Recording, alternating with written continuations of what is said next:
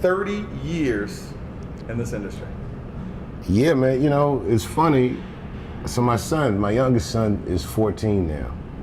That's how old I was when I started. You know, I'm 44 now. I look at him, and I think all the things that were going on around me at that time and what it was like starting, and now I can't imagine that that's what happened. But at the time, it felt very natural, and it felt very safe, even though it was not.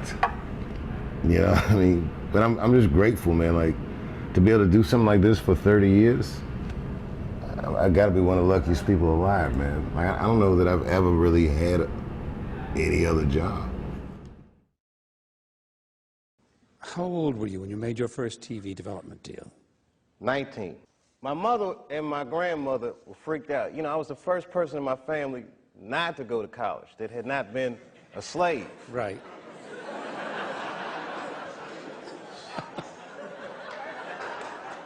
So I was really breaking from tradition, and it was like a graduation lunch we were having, and they had my dad come and talk to me, and my dad takes me outside, and he's like, listen, and this is some advice that applies to all you acting students. He says, to be an actor is a lonely life.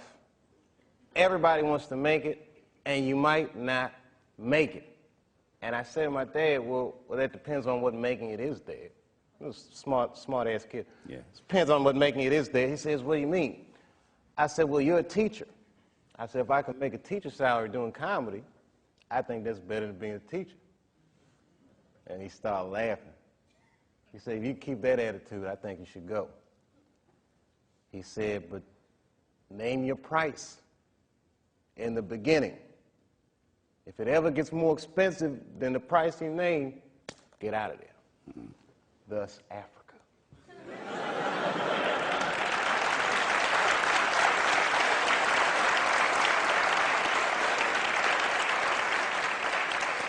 When Martin Lawrence was in that chair, we talked about Blue Streak. I love that dude. He played a role in your life, I believe. How do you feel about him as a person, as an artist? Martin Lawrence is the guy that showed everybody you can make it from D.C. to Hollywood.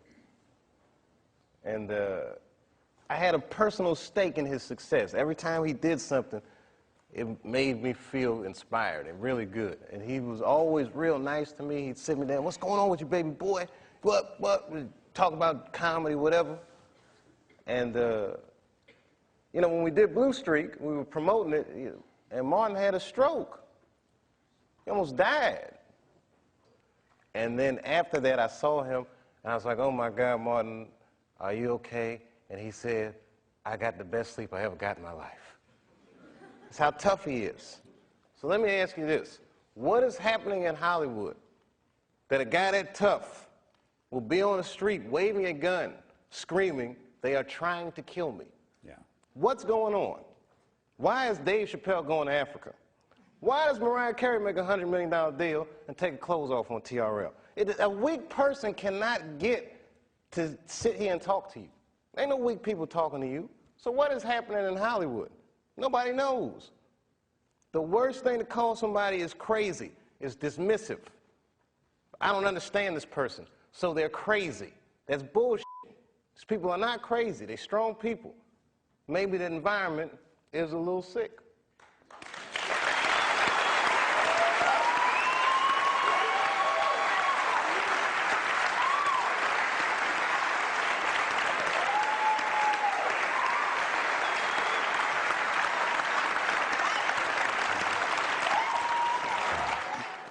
You know, in the past, I used to always tell a lot of jokes about white people. And I know there's a lot of white people here with us tonight.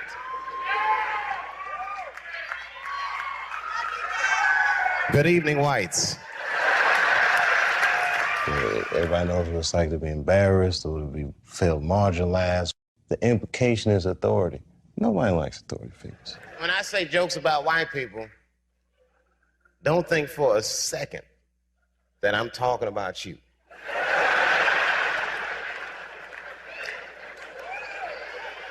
Don't forget, I almost had $50 million once. When you make enough money in America, they'll pull back the curtain and introduce you to the real white people.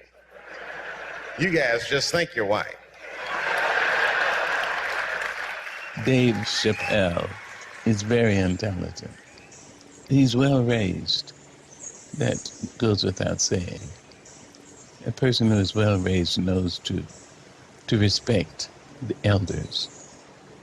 It doesn't mean that you have to agree with anything, even a little bit of what the elder says, but you respect the elder for surviving. It's so much bigger than money, though, Dave. It's so much bigger than money. Oh, no, it was bigger than money. But you know what? I watched one of these nature shows one time, and they were talking about how a bushman finds water when it's scarce. And they do what's called a salt trap. I didn't know this. Apparently, baboons love salt. Okay. So they put a lump of salt in a hole, and they wait for the baboon. The baboon comes, sticks his hand in the hole, grabs the salt makes his hand bigger, and he's trapped. He can't get his hand out. Now, if he's smart, all he does is let go of the salt. Baboon doesn't want to let go of the salt. Then the bushman just comes, takes the baboon, throws him in the cage, and gives him all the salt he wants. And then the baboon gets thirsty. The bushman lets him out the cage. The first place the baboon runs to is water. The bushman follows him, and they both drink to their fill. And in that analogy, I felt like the baboon. But I was smart enough to let go of the salt.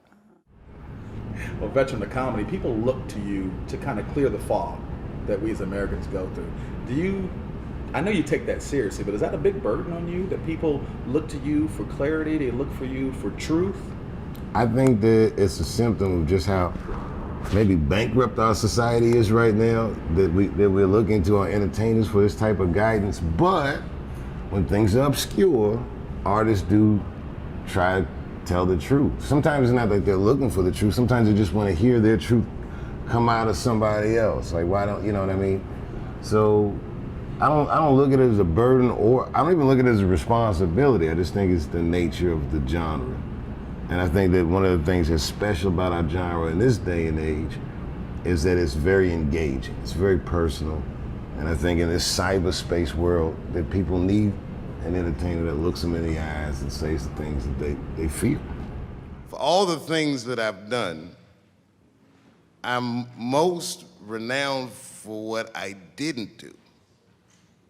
I've made decisions in my career that a lot of people have called insane. 2004, had a $50 million deal on the table, and in a crisis of conscience, flipped the table over and walked away. Went to South Africa. Everyone said I was running away from the money. That is not true. In fact, I still want that money.